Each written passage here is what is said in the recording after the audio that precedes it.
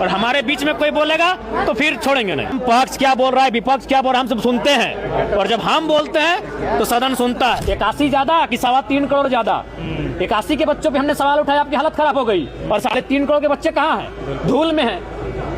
Slate के जगह plate लेके खिचड़ी खा के पढ़ रहे हैं। 81 के बच्चे मैंने अमृत वाले हो गए, और बाकी लोग क्या धूल में पलेंगे? आधो को तो मालूम ही नहीं चला कि हम कौन सा मुद्दा उठाए हैं, इसीलिए बोल रहे थे मैक्सिमम पढ़े लिखे छात्र मैंने विधायकों को भेजिए। आधो को मालूम है नहीं कि हमने कौन सा मामला उठाया, CD रेशियो क्या है, इनको आधो को मालूम नहीं है। क्योंकि चुनाव समीकरण से जीते जाते हैं, मुद्दों से नहीं जीते जाते हैं। सरकार को जो वोट देने वाला पक्ष है वो एक बहुत बड़ी आबादी है। छात्रों पे गोली भी चलेगी तो छात्रों को दोषी वो ठहराएंगे और बोलेंगे हम 2029 में यही सरकार को बनाएंगे। विधायक है वो रांची अपने आवास आएंगे, फिर आप DA लेंगे, आप यहाँ दिन में 100 रुपये में रसगुल्ला और हलवा खाएंगे, और 18,000 रुपये पे महिमा मंडन हो रहा है। पूरा 3 दिन का सदन इसी पे बहस हो रहा है। जैसे आप झारखंड के 24 साल के झारखंड के लोगों को कोई वरदान दे दी 18,000 रुपया, तो आज इसीलिए हमने स्पष्ट कहा कि आपके बच्चे बाल में लगाएंगे बनफूल और गरीब के बच्चे लगाएंगे धूल, और आप महिमा मंडन करेंगे। गलत बात है। जवाब नहीं मिला जयराम। जवाब किसमें है? जयराम महतो के सवाल का जवाब दे सके, दे करे, सार्वजनिक करे। तमाम 12 के 12 मंत्री पहले सार्वजनिक करे कि उनका बेटा उनकी बेटी कौन स्कूल में पढ़ते हैं, उनका फी क्या है, करे सार्वजनिक। लेकिन क्या जयराम जी पहला कैसा रहा आपके लिए? एकदम शांत रहते हैं। देखिए, हम बीच में नहीं टोकते हैं।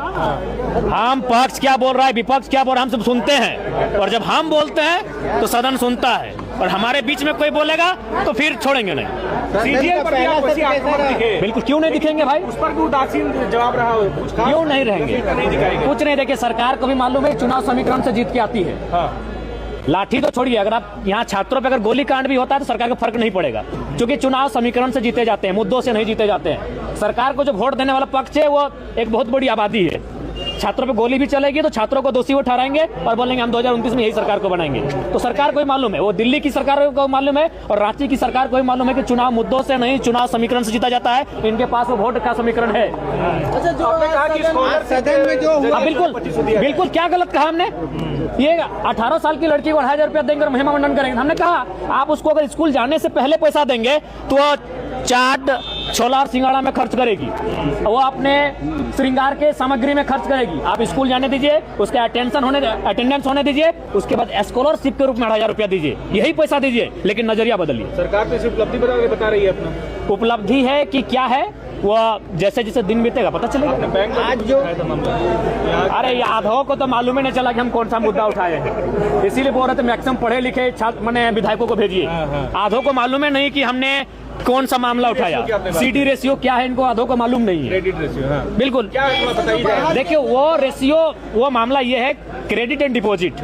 उसका मतलब है कि हमारे राज्य की जो बैंक हैं वो बहुत ज्यादा पैसा पड़ोसी राज्य के बैंकों को ट्रांसफर करती है, और क्या होता है हमारे राज्य के लोग ग्रसित हैं। समझदार बात, मुख्यमंत्री उनके अध्यक्ष होते हैं। तो भाई उन पैसों को अगर आप अपने पास रखेंगे तो आप युवाओं को लोन दीजिए, आप किसानों को लोन दीजिए, आप महिलाओं को लोन दीजिए और उनको आत्मनिर्भर बनाइए।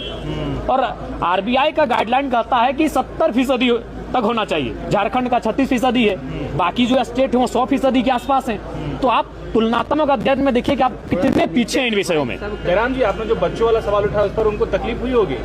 आपने कहा कि जांच होनी चाहिए। बिल्कुल, क्या तकलीफ है? 81 ज्यादा कि 3.25 करोड़ ज्यादा? 81 के बच्चों पे हमने सवाल उठाया, आपकी हालत खराब हो गई, और 3.5 करोड़ के बच्चे कहाँ हैं? धूल में हैं।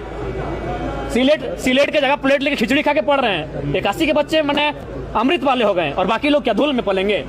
बिल्कुल जांच होनी चाहिए, तभी सरकारी सिस्टम दुरुस्त होगा, नहीं तो कोई बजट का मायने नहीं है। कोई बजट का मायने नहीं, आप कितना भी अच्छा सुंदर बजट क्यों ना लाएं, वो भ्रष्टाचार की भेंट चढ़ जाएगा। पिछला बजट का आपने भी जिक्र किया कि यूज नहीं हो पाया, फिर बिल्कुल, जब प्रथम अनुपूरक बजट यूज हुआ ही नहीं तो फिर द्वितीय अनुपूरक बजट जो लेकर आप आए हैं, ये केवल और केवल मंत्रियों की शान शौकत बढ़ाने के कार्य आएगा।